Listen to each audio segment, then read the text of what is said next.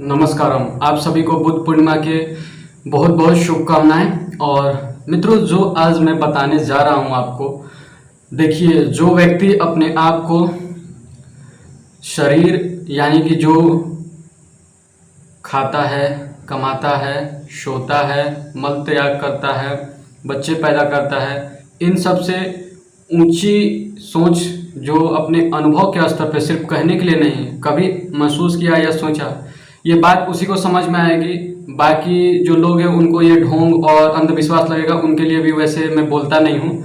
और जहाँ तक बात किया जाए बुद्ध पूर्णिमा के दिन, तो बुद्ध पूर्णिमा के दिन ये देखिए, धार्मिक महत्व के तहत ये काफ़ी बढ़िया दिन है।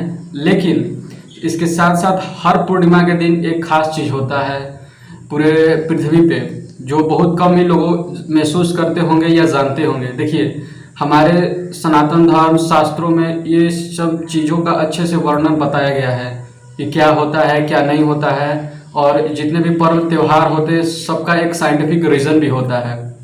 जहाँ तक बात किया जाए पूर्णिमा का, तो पूर्णिमा के दिन आपको पता है कि जो आपके अंदर जितनी चेतना की भावना होती है, या फिर पृथ्वी पे जो भी मौजूद होता है, जिस दिन पूर्णिमा रहता है, आप देखेंगे कि समुद्र में जो पानी रहता है, समुद्र को ऊंचा ये लहर उसकी उठती है और काफ़ी ऊंची ओर जाती है और आती हैं। जो चंद्रमा उतने दूर से भी ज़्यादा दूरी पे स्थित होने के बाद वो इतना कुछ कर सकता है, तो उसका असर क्या हमारे बॉडी पे नहीं होगा? बिल्कुल होता है। देखिए, पूर्णिमा के दिन आपके अंदर जो भी भावना, जो भी विचार, जो भी अपने अंदर रहता है, उसको और वो बढ़ा देता है। जैसे एग्जाम्पल के तौर पे, अगर आप बहुत आनंद और खुशी में रहते हैं, तो उस दिन आप थोड़ा ध्यान देंगे तो आपको महसूस होगा कि आप उस रात को उसको जो लेवल है उसका और बढ़ जाएगा। और जो व्यक्ति पागल रहेगा, उसकी और पागलपन को बढ़ा दिया जाता है। इसको आप अगर देखना है तो आप पागल खाने में पूर्णिमा के दिन देख सकते हैं।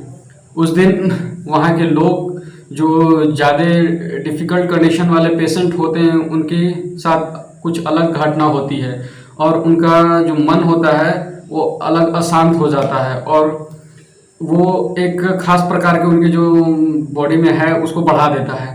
तो ये सब चीज़ें हमारे पे भी काम करती है। जो ज़्यादा प्रेम में है तो उसको और ज़्यादा मधुरता और प्रेम में आदमी हो जाता है।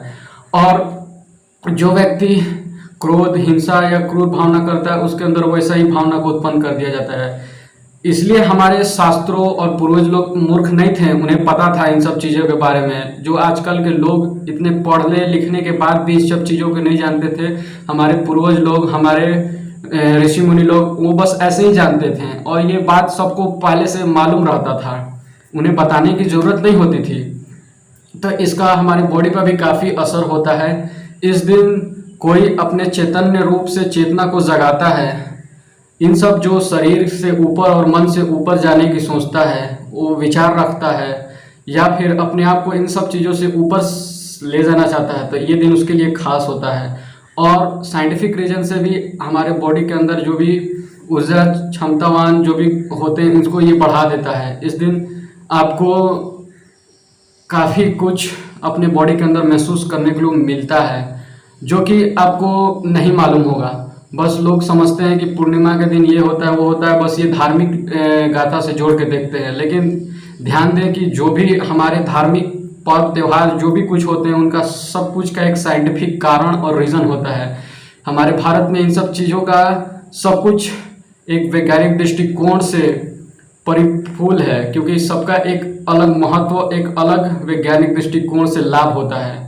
जो लोग हमारे सनातन परंपरा और धर्म पे उंगली उठाते हैं, अंधविश्वास बोलते हैं, उन्हें मालूम नहीं होगा, या वो बुद्धिजीवी होंगे, क्योंकि उन्हें क्या जानते हैं कि सनातन धर्म और सनातन परंपरा क्या होती है। चंद्रमा और सूर्य का जो किरण होती है, प्रकाश होती है, उससे हमारे जीवन पे काफ़ी असर होता है।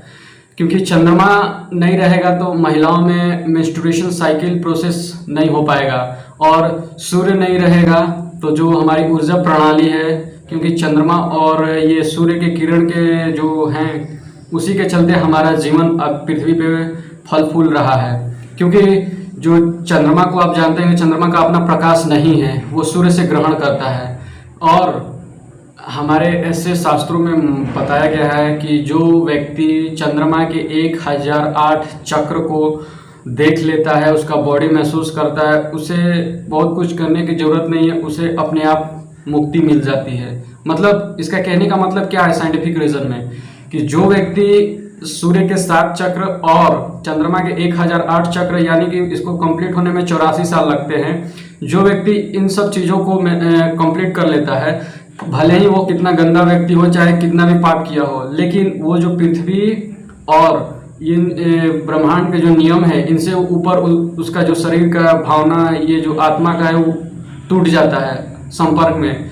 उस व्यक्ति का फिर दोबारा इस पृथ्वी पर जन्म नहीं होता है और इस जो इन सब बंधनों से मुक्ति पाता है, उसे बहुत आसानी से मिल जाता है। तो इसीलिए हमारे शास्त्रों में इन सब पर्व त्योहारों, इन सब का अलग अलग प्रकार का वर्णन बताया गया मित्रों। जो लोग नहीं जानते वो क्या जानेंगे, वो बस बोलेंगे कि ढोंग है, अंधविश्वास है, यही सब न बोलेंगे।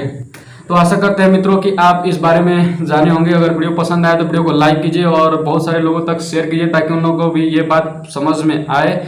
चलिए मित्रों, फिर एक वीडियो में आपसे मुलाकात होती है, तब तक के लिए नमस्कार। ओम नमः शिवाय।